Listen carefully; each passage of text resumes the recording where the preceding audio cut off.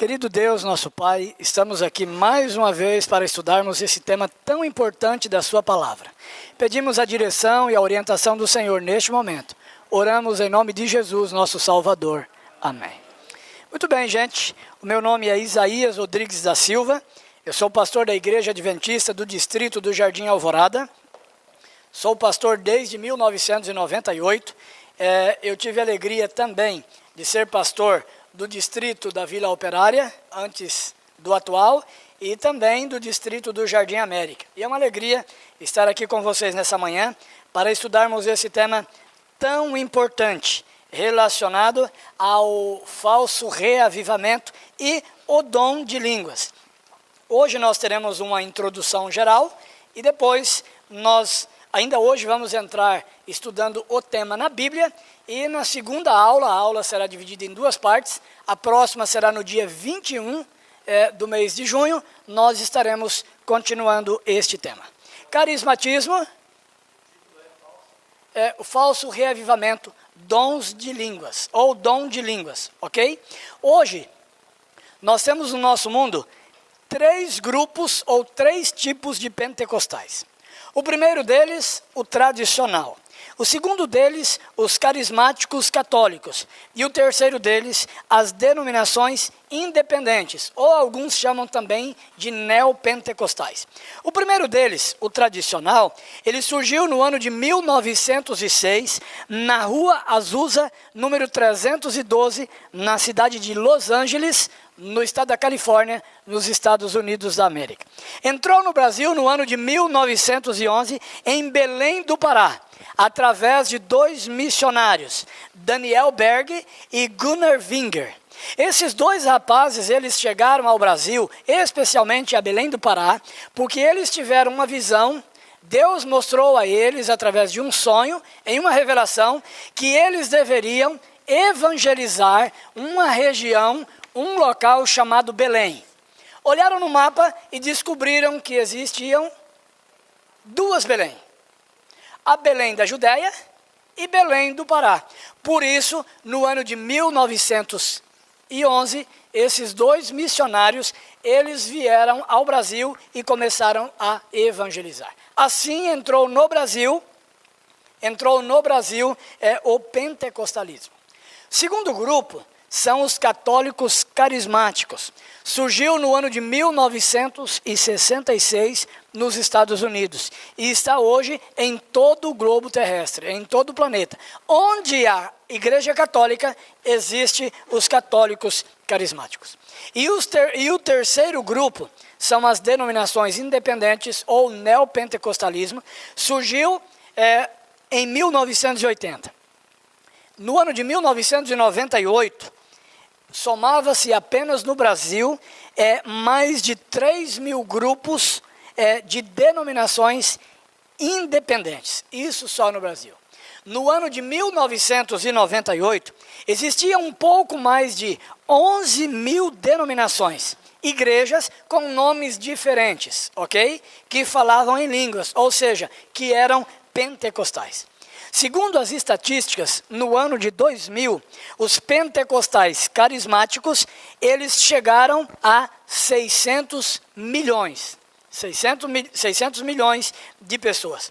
Segundo a estimativa, para o ano 2025, nós teremos a cifra ou o número de 1 bilhão e 140 milhões de pentecostais.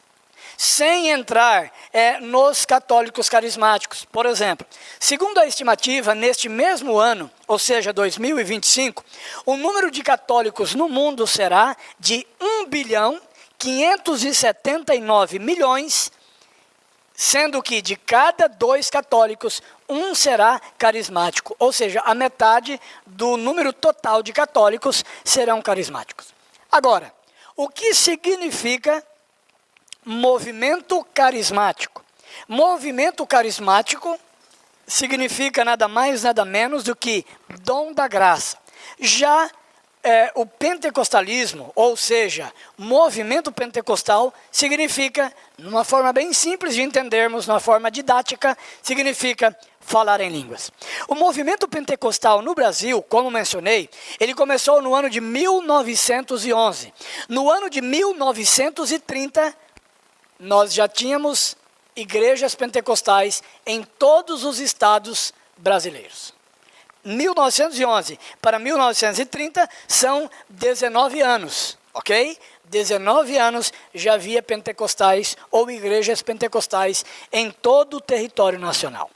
No ano de 1950, acontece no Brasil a maior explosão pentecostal. Neste ano surgiu a igreja O Brasil para Cristo, que até 1998, segundo informações, era dona do maior templo aqui no nosso país. Depois surgiram várias outras igrejas com grandes templos e eu não posso te afirmar se continua sendo a igreja que tem o maior templo ou não. No ano de 1998, 70% dos protestantes do Brasil, eles eram pentecostais. Provavelmente este número ele tenha aumentado. Os pentecostais, eles dizem que este movimento é a nova reforma. Essa nova reforma, ela ocorreu, ela veio para reavivar as igrejas que estavam mortas. É o derramamento do Espírito Santo. É a chuva serôdia caindo sobre o movimento pentecostal para reavivar as igrejas cristãs, de modo especial as igrejas evangélicas. Agora, qual é a melhor definição do batismo do Espírito Santo segundo os pentecostais? Primeiro, a pessoa, ela se converte, ela aceita a Cristo Jesus e ela é batizada em nome de Jesus, é batizada em Jesus. Mais tarde, ela é batizada no Espírito Santo. De maneira bem prática, quando a pessoa ela é batizada, ela aceita Jesus como Salvador, é batizada em nome de Jesus. Ela tem a sua experiência com Cristo. Em um dado momento da sua vida cristã, ela passa agora a ter uma experiência mais profunda. A pessoa passa a ser um crente melhor, um crente consagrado, um crente diferenciado, porque ela passou a ter uma experiência do Espírito Santo. E a pessoa agora, ela passa a falar em línguas. É um crente diferenciado. Falar em línguas, então, para os pentecostais, são evidências de que a pessoa foi batizada no Espírito Santo. Para alguns, a mesma fé para aceitar a Jesus não é suficiente para receber o Espírito Santo na sua vida. Aí, as pessoas precisam se santificar, se esforçar, precisam jejuar, alguns precisam chorar muito, outros precisam passar a noite toda no monte, em vigília, em oração, em comunhão, para receber o batismo do Espírito Santo. O que a Bíblia nos fala a respeito disso? Na verdade, quando nós aceitamos a Jesus como Salvador, quando nós somos batizados em Cristo Jesus, isso ocorre em uma única e não em duas experiências. Provas bíblicas. Anote. Mateus capítulo 28 e o verso 19. Vamos ler este texto especial que o próprio Jesus, ele disse. Mateus 28 e o verso 19. Aqui está a grande comissão, a comissão evangélica. Jesus diz que nós deveríamos pregar o evangelho. Diz assim: Ide, portanto, fazei discípulos de todas as nações, batizando-os em nome do Pai, do Filho e do Espírito Santo, ok? O batismo, ele precisa ser no nome de Jesus, sim, mas ele tem que ser no nome do Pai e do Espírito Santo também, ou seja, Pai, Filho e Espírito Santo. A Trindade envolvida neste processo. Outro texto que quero convidar você para anotar ou para abrir a sua Bíblia comigo, é o texto de Mateus, capítulo 3 e verso 16. Por ocasião do batismo de nosso Salvador, o Senhor Jesus Cristo. A Bíblia diz assim: batizado Jesus, saiu logo da água. E eis que lhe abriram os céus, e viu o Espírito de Deus descendo como pomba, vindo sobre ele. O verso 17, e eis uma voz do céu que dizia: este é o meu Filho amado, em quem me comprazo. Você vê as três pessoas da Trindade nesse texto. Jesus sendo batizado, Jesus saindo da água. Naquele mesmo instante, o Espírito Santo desce em forma de pomba e ouve-se uma voz do céu. De quem? Do Pai, dizendo: este é meu Filho amado, em quem me comprazo. Ou que tem me dado muita alegria, que tem me dado muito prazer. Ok? Na verdade, queridos, o batismo, ele ocorre, o batismo do Espírito Santo, ele ocorre no momento em que nós nos convertemos, no momento em que nós realmente somos convertidos. Tem gente que é convertida antes do batismo, tem gente que é convertido lá dentro do tanque, na hora do batismo, ou dentro do rio. E tem gente que é convertido bem depois, vários anos inclusive depois. Pastor, existe alguma prova, existe alguma evidência bíblica que eu possa usar ou que eu possa ver? Existe sim. Eu quero apresentar 3 textos para você na Bíblia, ok? O primeiro deles, Atos capítulo 10, verso 17. Atos capítulo 10 e o verso 17. O que esse texto diz? Esse texto está mostrando pessoas recebendo o Espírito Santo antes de ser batizado. As pessoas já tiveram uma vida mudada, transformada, antes de passar pelo batismo das águas. Agora existe um outro texto que está em Atos também. Capítulo 19, verso 5 e verso 6. Essas pessoas, elas são batizadas, mas elas recebem o Espírito Santo quando? Após o batismo. Eles não conheciam a respeito do Espírito Santo e já tinham sido batizados. O mesmo batismo que Jesus foi, que foi o batismo de João. Então esse grupo recebeu o Espírito Santo, depois que foram batizados. Mas existe um outro texto, de Atos capítulo 2 e o verso 38, que ele me fala uma outra coisa. Esse texto, 2 e 38 de Atos, diz que as pessoas receberam o Espírito Santo no momento em que eram batizadas, no momento em que estavam nas águas. O Espírito Santo, na verdade, queridos, ele vem sobre a pessoa no momento da conversão, no momento da transformação. Ok? Alguma dúvida até aqui? Nenhuma? Então, quando nós recebemos o Espírito Santo, é quando nós nos convertemos, ou quando o Senhor nos converte.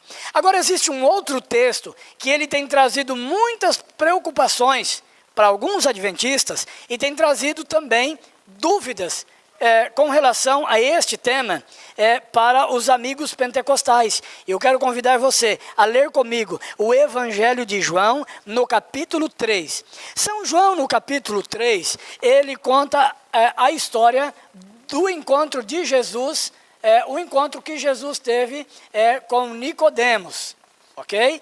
E no verso número 5, na minha Bíblia eu posso ler assim: respondendo Jesus, em verdade te digo, quem não nascer da água, que diz na sua Bíblia, e do Espírito, não pode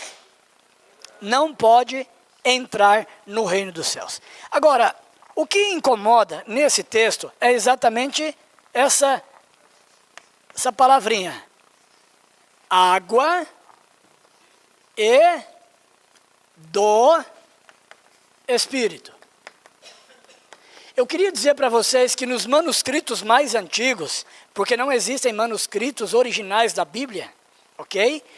Nos manuscritos mais antigos não aparece essa palavrinha do. E essa palavrinha aqui, o do, ela faz toda a diferença. Então o texto, ela ficaria assim: em verdade te digo, quem não nascer da água e Espírito, não pode entrar no reino dos céus.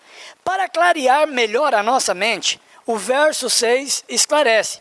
O que é nascido da carne é carne. O que é nascido do Espírito é Espírito. Nesse texto aqui, nós estamos mostrando que existem dois nascimentos. Quais são os dois nascimentos? O primeiro nascimento, o nascimento carnal, físico ou biológico, como você queira. Nós temos esses dois, nós temos esse primeiro nascimento. O segundo nascimento, segundo o verso 6, é o nascimento espiritual, o nascimento do alto, o nascimento de cima, o nascimento de Deus. Estes são os dois nascimentos. Já os irmãos pentecostais, a maioria deles, acreditam haver três nascimentos. O primeiro, o carnal. Dentro desse carnal, podemos dizer que é o físico ou biológico. O segundo deles, o nascimento da água, ok? Quando a pessoa é batizada. E o terceiro, aí entra a importância do Espírito. Então, nascimento carnal, nascimento da água e o nascimento espiritual. São três nascimentos separados e diferenciados. Já a Bíblia, a palavra de Deus nos diz, no livro de Coríntios, que em um só batismo, em um só Espírito, nós fomos batizados. Qual é o Espírito? Em nome do Pai, do Filho e do Espírito Santo. O batismo da Santíssima Trindade. O batismo de Deus na vida de cada um de nós. Agora, de fato, o que significa ser batizado no Espírito Santo? Ser batizado no Espírito Santo significa receber o Espírito de Deus, o Espírito Santo, que é Deus no mais alto sentido. O Espírito Santo, Jesus e o Pai, mesmo poder. São três pessoas distintas, mas um único Deus. Então significa receber o Espírito Santo, permanecer nele. Isto é o mesmo que ser batizado diariamente pelo Espírito Santo. Isso é o mesmo que batismo diário do Espírito Santo. Quem está em Cristo está no Espírito Santo. Quem está no Espírito Santo está também em Cristo Jesus. Terminando esta primeira parte, abra sua Bíblia no livro de Efésios, no capítulo 5 e o verso 18. Efésios, capítulo 5 e o verso 18. Na minha Bíblia diz: e não vos embriagueis com vinho, no qual há dissolução. A última parte é o que nos interessa agora. Mas enchei-vos do Espírito. Enchei-vos do Espírito é o mesmo que estar continuamente cheio do Espírito Santo. Aproveitando a oportunidade, eu queria dizer para vocês, meus queridos alunos, que todos os dias nós somos guiados, nós somos dirigidos por um Espírito. Se não é o de Deus, é o do inimigo de Deus. Quer um exemplo? Você está dirigindo na sua cidade, aqui em Maringá, ou Cianorte, ou em outra cidade, e de repente um motoqueiro entra na sua frente, buzina, xinga, ele te corta, e ele mostra o dedo para você, você vai reagir. A pergunta é, de que maneira você vai reagir? Entendeu? Se você abrir o vidro, xingar, mostrar o dedo também, chamar a mãe dele para conversa e assim por diante, um espírito que não é o de Deus está guiando você. Agora, se em algum momento você abaixar sua cabeça ou não olhar para ele, ou orar a Deus e dizer, Senhor, abençoa o motoqueiro, ele está errado. Senhor sabe que eu não fiz nada disso, que ele me cortou, ele está errado. Abençoa esse rapaz. Cuida dele, Senhor, para que ele não aconteça um acidente com ele. Outra coisa importante. Quando a esposa, ou seu esposo, ou seu filho fala algo que te desagrada, qual é o tom de voz que você usa? Segundo, como é que você responde? Xingando? Alguns aproveitam a oportunidade para brigar, para dar um bicudão no cachorro e assim por diante. Naquele momento. É um espírito que está usando você. Que espírito é? O de Deus com certeza não é. Agora, quando a mulher ou o marido fica bravo com você, e você reage, diz, amor, calma, vamos conversar. Ou então deixa falar, deixa desabafar. Depois você vai orar e conversar com a esposa, mostra qual espírito também está guiando a sua vida. Pergunto para você que me ouve, que espírito tem guiado a sua vida? Deus abençoe você. Dando seguimento, Atos capítulo 2.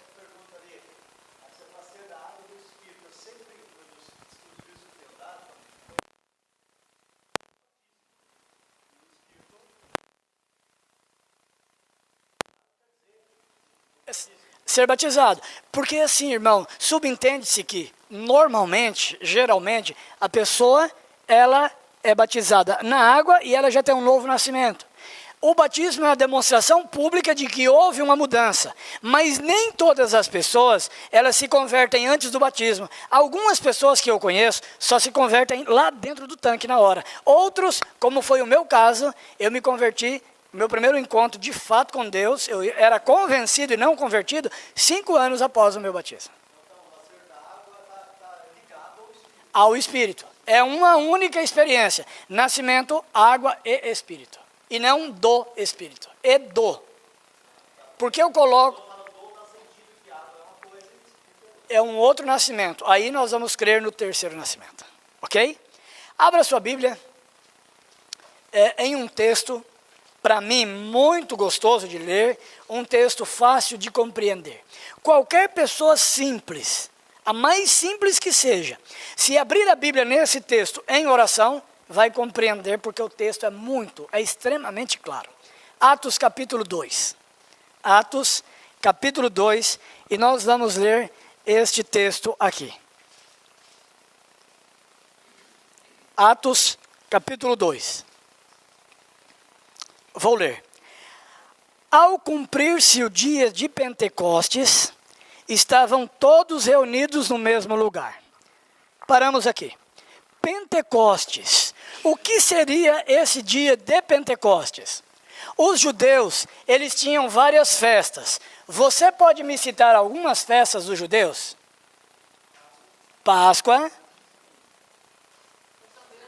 trombeta, pães asmos e assim por diante. A festa mais importante para os judeus era essa festa. Yom Kippur. Yom, dia, Kippur, expiação. Era o dia da expiação.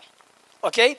Uma outra festa muito importante para os judeus é a festa da Páscoa. Você vai entender onde eu quero chegar. Outra festa que era importante para os judeus era a festa dos Pentecostes. A festa do Pentecostes, ela ocorria 50 dias após a festa da Páscoa. Ok? Isso é importante para você pegar o contexto geral. Estavam todos reunidos no mesmo lugar. Todos quem? Se você abrir a sua Bíblia, volta a página, apenas uma página, no capítulo 1 e o verso 13, aqui Lucas, o autor de Atos, ele nomina os discípulos, os apóstolos, os 12, os que estavam ali. E no verso 14 diz, todos esses perseveraram, unânimes em oração. Então estavam todos em oração. E o texto também diz que a Maria, mãe de Jesus, os irmãos de Jesus e outras pessoas estavam ali também. Mas de modo especial, os discípulos de Jesus. Então todos aqui, exatamente os discípulos de Jesus estavam todos reunidos no mesmo lugar. Agora, o verso 2, ele continua. De repente, veio do céu um som como de um vento impetuoso e encheu toda a casa onde eles estavam assentados. E apareceram distribuídas entre eles línguas como de fogo. A Bíblia não diz que a língua era de fogo. O texto está claro. Como de fogo. Por que o fogo? O fogo aqui é símbolo de poder. Alguém aqui já teve o desprazer de ver alguma coisa pegando fogo? Uma loja, uma casa, um prédio? O fogo, ele destrói o quê? Queimou tudo. Não fica nada. Queima tudo completamente. O fogo, muitas vezes, ele destrói concreto, ele queima, ele destrói ferro e assim por diante. Fogo aqui é símbolo de poder. Mas o texto continua dizendo, verso 3 ainda, e apareceram distribuídas entre eles línguas como de fogo, e pousou uma sobre cada um deles. Cada um recebeu uma língua. Verso 4, todos ficaram cheios do Espírito Santo e passaram a falar em outras línguas, segundo o Espírito lhe concedia que falasse. Ora, verso 5 é importante para a compreensão. Ora, estavam habitando em Jerusalém judeus, homens piedosos de onde? De todas as nações debaixo do céu. Para entender melhor, o texto diz que estava habitando. Se você analisar o grego, porque a Bíblia, o Novo Testamento todo, foi escrito em grego, se você traduzir essa palavra, a melhor palavra aqui seria esta palavra aqui.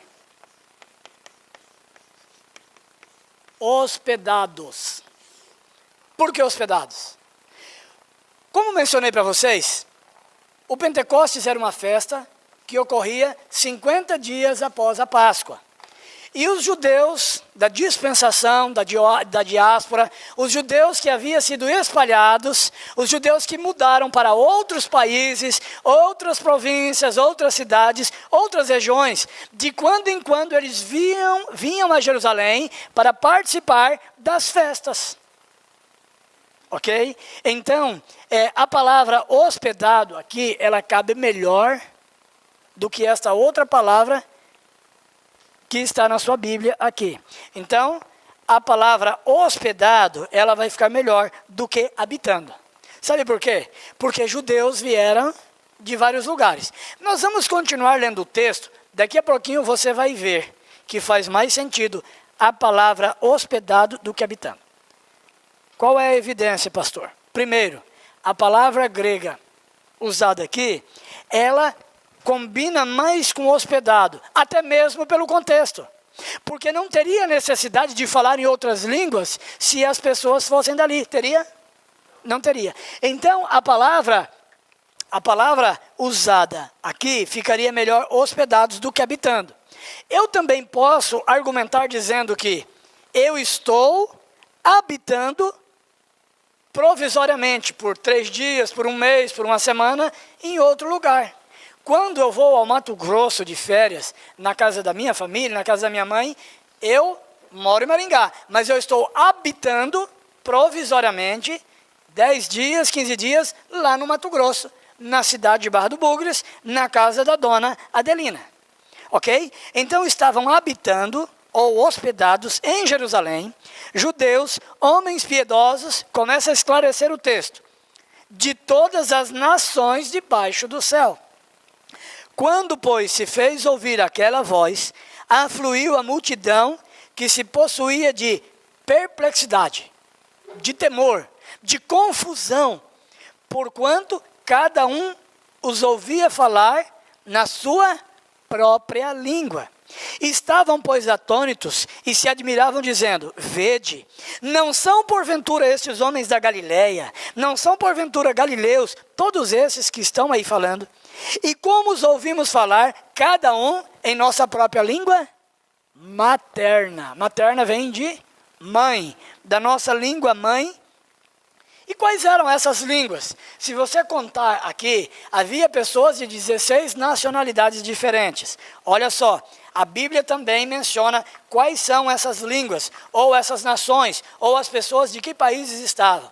Veja, diz, partos, medos, da Média e Pérsia, você conhece bem o Império Medo-Persa, os elamitas de Elão, os naturais da Mesopotâmia, da Judéia, da Capadócia, do Ponto, da Ásia, da Frígia, da Panfilha, do Egito, que é um país ainda conhecido hoje, e das regiões da Líbia, nas imediações de Cirene. Romanos que aqui residem, romanos, tanto judeus como prosélitos, cretenses e arábios. Como ouvimos falar em nossas próprias línguas as grandezas de Deus? Então você vê aqui algumas coisas que fazem sentido. Língua mãe, língua materna. Cada um ouvimos falar na nossa cultura, na nossa língua, na maneira. Tem gente que diz assim, aliás, tem gente que confunde o dom de língua com o dom de ouvido. Aqui não aparece dom de ouvido, aqui aparece dom de línguas. O que seria o dom de ouvido? Eu prego na minha língua em português e você escuta, ouve, entende na sua língua, cada um. Isso é dom de ouvido. Aqui não tem dom de ouvido, aqui tem dom de línguas. Agora, como entender? Nós temos quantos apóstolos, discípulos? 12 homens falando 12 línguas. E como o texto aparece, 16 nacionalidades, pessoas de 16 lugares. Como eu posso entender?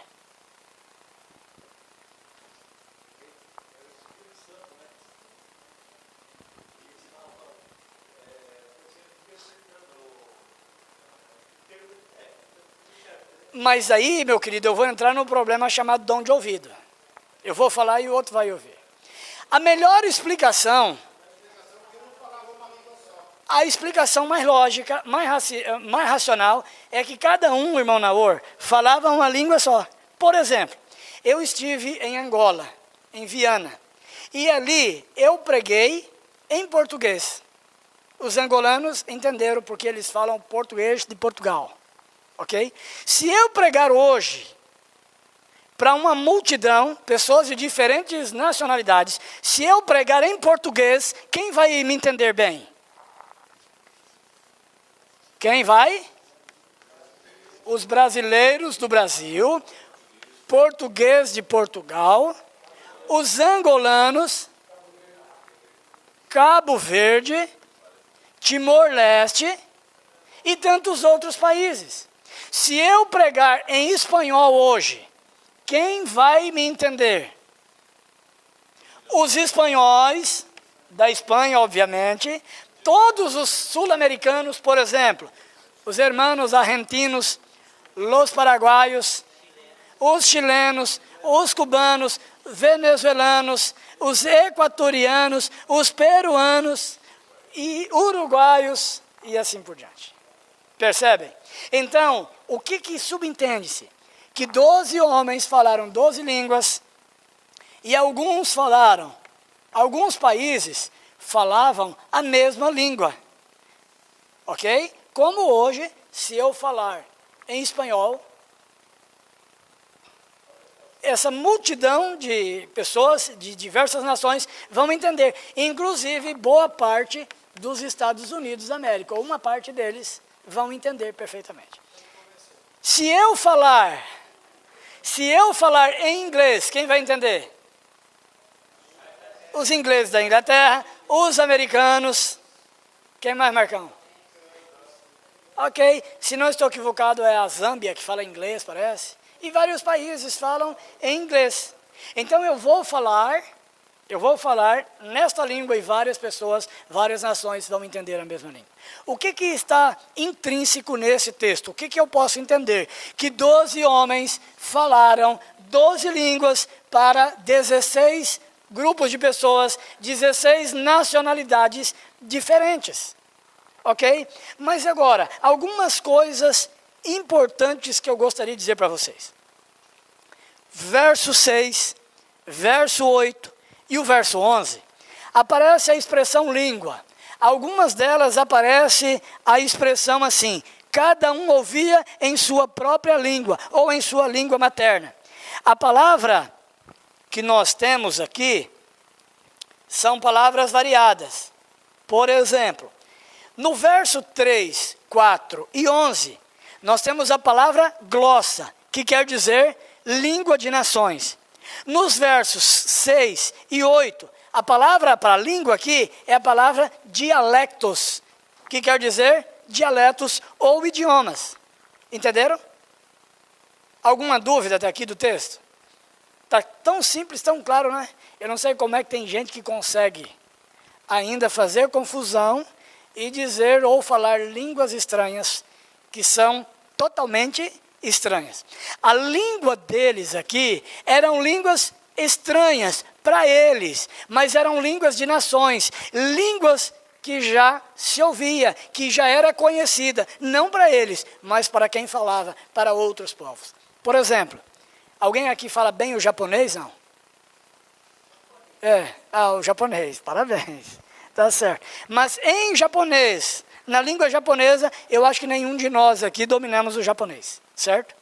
No entanto, é uma língua existente que tem gente que fala. Ok?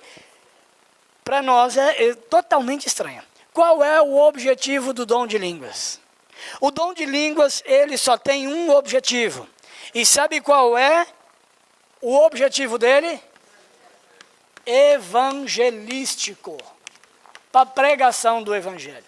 Aquelas pessoas que vieram a Jerusalém, as pessoas que vieram para a festa de Pentecostes, elas ouviram a respeito de Jesus, que Jesus morreu, que Jesus ressuscitou, e eles levaram essa mensagem poderosa, a mensagem de salvação, para os seus países. E muitas pessoas passaram a crer em Cristo por causa do dia de Pentecostes.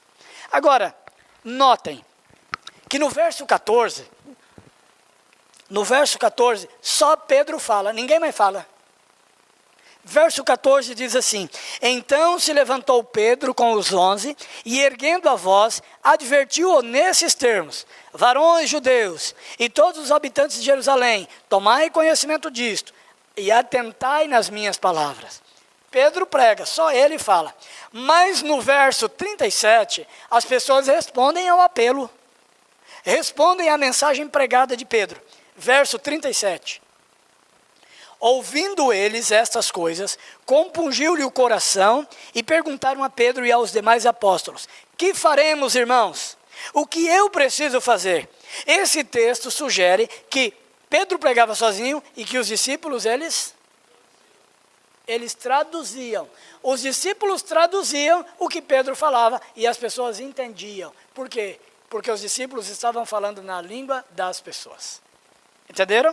Alguma dúvida até aqui?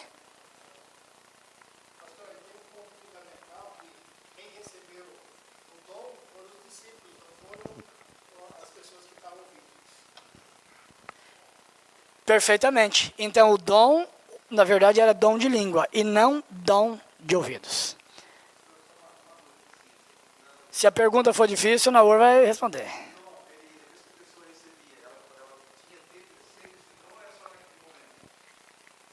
Na verdade, o dom dos discípulos que eles receberam, tem uma comentarista bíblica, uma escritora americana chamada Ellen White, comentando exatamente este capítulo da Bíblia. No livro Atos dos Apóstolos, ela diz assim, que este dom permaneceu com os discípulos até a morte deles. Então esse dom, o dom de línguas dos discípulos, permaneceu com os discípulos até o fim da vida deles. Ok? Vamos terminar então? Agradecemos a todos pela presença, agradecemos a você que está vendo essa teleaula. Que Deus use você, Deus te abençoe grandemente.